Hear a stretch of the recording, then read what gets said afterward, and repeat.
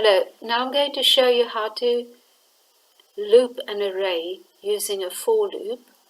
Now I've shown you here how to declare the array with 4 values using the square brackets, and then I do erase the 2 string bracket movies to print all my values. And here I've used my indexes, movies 0, movies 1, and movies 2, and movies 3.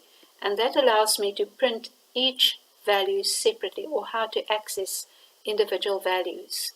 Now I'm going to show you how to use a for loop to get to the values, because can you see here I've got 0, 1, 2, and 3. I've got integer values in square brackets, and these integer values are sequential from 0 to 3.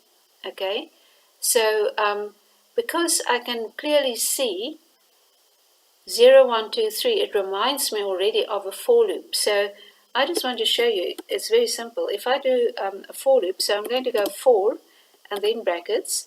So now int I equals 0, semicolon, I less than, okay, so 0, 1, 2, 3, it's got to be less than 4. Okay, so because 0 and 1 and 2 and 3, 3 is less than 4. Okay, and then I go I plus plus.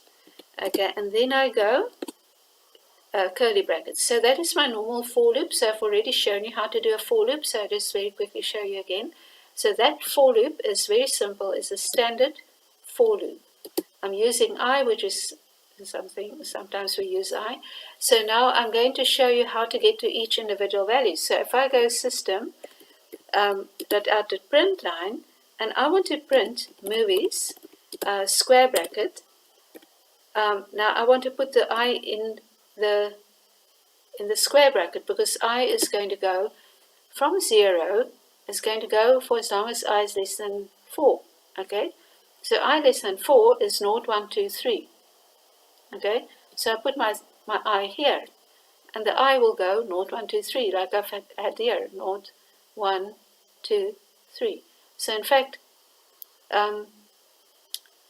this for loop will print exactly the same as printing those 4 values individually.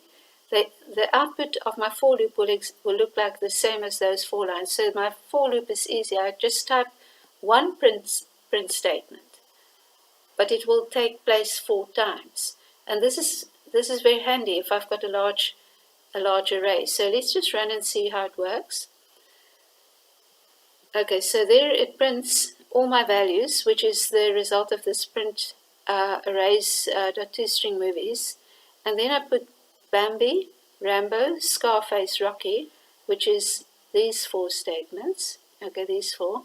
And then again I've got Bambi, Rambo, Scarface, Rocky, which is the result of this for loop.